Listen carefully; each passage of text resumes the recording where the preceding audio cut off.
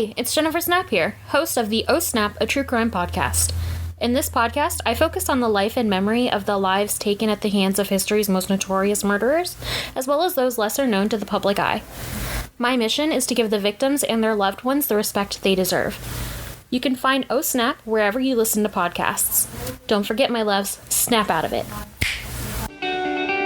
Hey everybody, welcome to True Crime Freaks, my new podcast. I want to tell you about the different ways you can support this podcast. One is you can go to my other podcast, Lights Camera Pro, where I interview TV and film professionals about their careers. And I also do movie reviews and TV show reviews. You can check out one of my online courses. I've got an Adobe Premiere Basics course and a Secrets of How to Start a Podcast course. Those are at thinkific.com. Just search them when you go there. We also have a merch store. Just search the podcast at teespring.com and check out our hoodies, t-shirts, and mugs.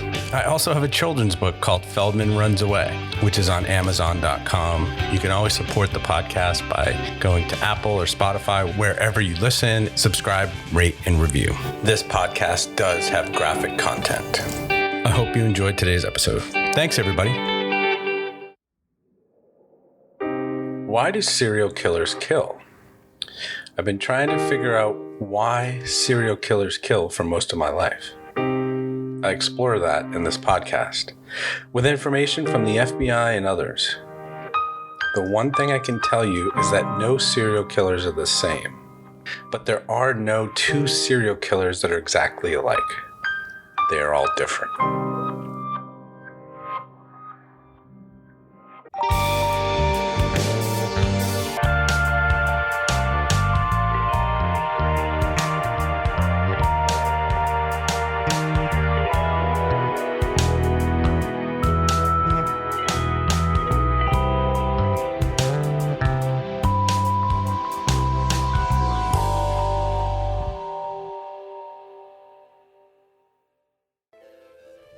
Welcome to True Crime Freaks, you freaks. Let's get into another chilling episode. Here we go.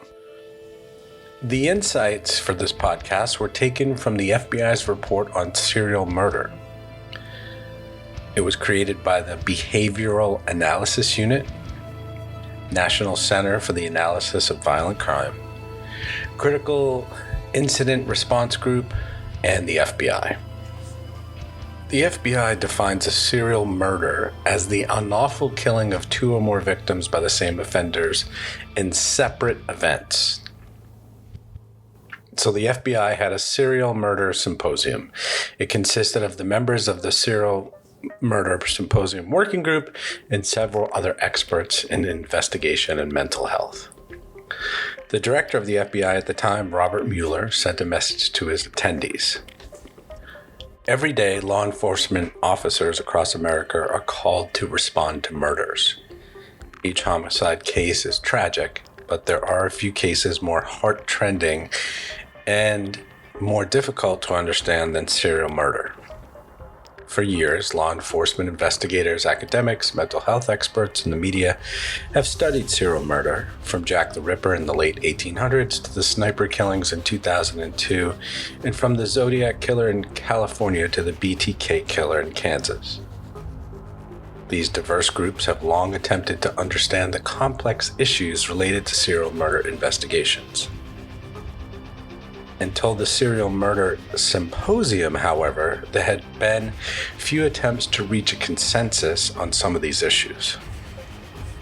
This monograph presents the findings and collective wisdom of a multidisciplinary group of experts who brought their individual experience and insights to the same table.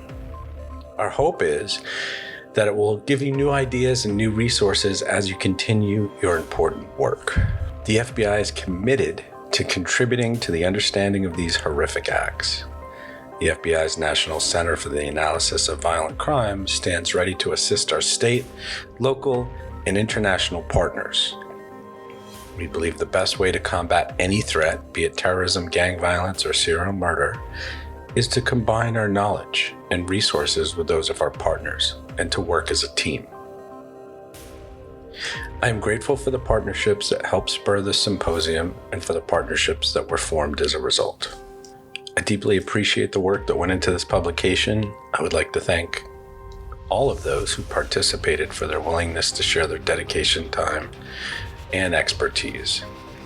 I believe it will be invaluable to our collective ability to understand, respond to, and to hopefully prevent serial murder. Robert S. Mueller III. Now, I just want to say that I'm not including this entire document. I'm including excerpts and things that I think are pertinent to why serial killers kill, the topic of this podcast. But all of this podcast is coming from this document. I had several documents to use during this podcast, several interviews and studies, but this seems to sum it up very clearly and concisely. So it, I think, is better to use just this one document. Okay, let's talk about some myths that are enclosed in this document. Myth: serial killers are all dysfunctional loners. The majority of serial killers are not reclusive social misfits who live alone. They are not monsters and may not appear strange. Many serial killers hide in plain sight within their communities. Serial murderers often have families and homes, are gainfully employed, and appear to be normal members of the community. Because many serial murderers can blend in so effortlessly, they are oftentimes overlooked by law enforcement and the public. Myth: serial killers are all white males. We talked about this in my last podcast. I assume that most of serial killers were white males because of the coverage in the media and because of documentaries and podcasts, shows about serial killers, but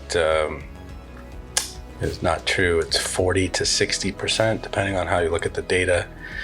And the FBI says here, contrary to popular belief, serial killers span all racial groups. They're white, African American, Hispanic, and Asian. The racial diversification of serial killers generally mirrors that of the overall U.S. population. Myth: all serial murderers travel and operate interstate. And what they mean by this is that they travel across state lines, which is not true. Most serial killers have very defined geographic areas of operation. They conduct their killings within comfort zones that are often defined by an anchor point. For example, a place of residence, employment, or residence of a relative. Serial murderers will, at times, spiral their activities outside their comfort zone when their confidence has grown through experience or to avoid detection. Very few serial murderers travel interstate to kill. Myth: serial killers cannot stop killing. It has been widely believed that once serial killers start killing, they cannot stop. There are, however, some serial killers who stop murdering altogether before being caught. In these instances, there are events or circumstances in offenders' lives that inhibit them from pursuing more victims. These can include increased participation in family activities, sexual substitution, and other diversions. Well, I don't know about you, but they are breaking all of my myths of serial killers, everything I thought. There are generalities for serial killers, and I thought certain things about serial killers, like they can't stop killing and they're mostly white men.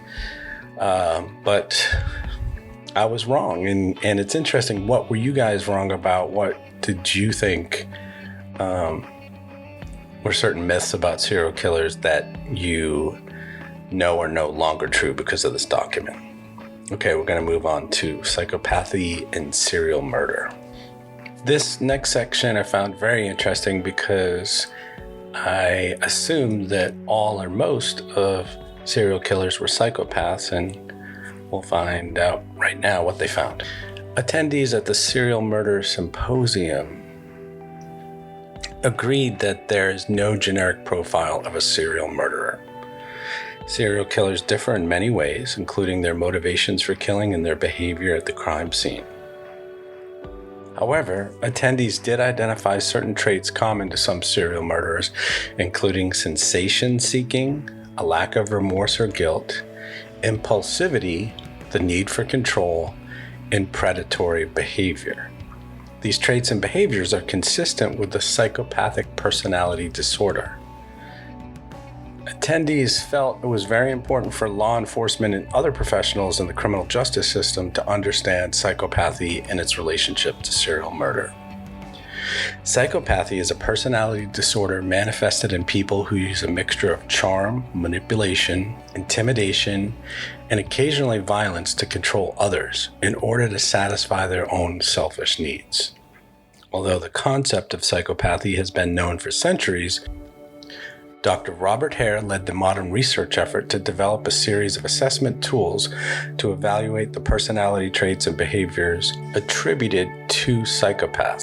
Dr. Hare and his associates developed the Psychopathy Checklist Revised, PCL-R, and its derivatives, which provide a clinical assessment of the degree of psychopathy an individual possesses. These instruments measure the distinct cluster of personality traits and socially deviant behaviors of an individual, which fall into 4 factors: 1, interpersonal; 2, affective; 3, lifestyle; and 4, antisocial. This is some really interesting information right here, talking about psychopaths' traits. The interpersonal traits include glibness, superficial charm, a grandiose sense of self-worth, pathological lying, and the manipulation of others. Sound like any people you know? The affective traits include a lack of remorse or guilt, shallow affect, a lack of empathy, and a failure to accept responsibility. The lifestyle behaviors include stimulation-seeking behavior, impulsivity, irresponsibility, parasitic orientation, and a lack of realistic life goals. The antisocial behaviors include poor behavioral controls, early childhood behavioral problems, juvenile delinquency, revocation of conditional release, and criminal versatility. The combination of these individual personality traits, interpersonal styles, and socially deviant lifestyles are the framework of psychopathy and can manifest themselves differently in individual psychopaths. Research has demonstrated that in those offenders who are psychopathic, scores vary, ranging from a high degree of psychopathy to some measure of psychopathy. However, not all violent offenders are psychopaths, and not all psychopaths are violent offenders. If violent offenders are psychopathic, they're able to assault, rape, and murder without concern for legal, moral, or social consequences. This allows them to do what they want, whenever they want. This is incredible that they put all this data together, because it makes a lot of sense to me. Let me know if it makes sense to you, or if you got anything out of this podcast or learned anything, because I'm learning a lot. The relationship between psychopathy and serial killers is particularly interesting. All psychopaths do not become serial murderers. Rather, serial murderers may possess some or many of the traits consistent with psychopathy. Psychopaths who commit serial murder do not value human life and are extremely callous in their interactions with their victims. This is particularly evident in sexually motivated serial killers who repeatedly target, stalk, assault, and kill without a sense of remorse. However, psychopathy alone does not explain the motivations of a serial killer. Okay, here comes some of the good stuff.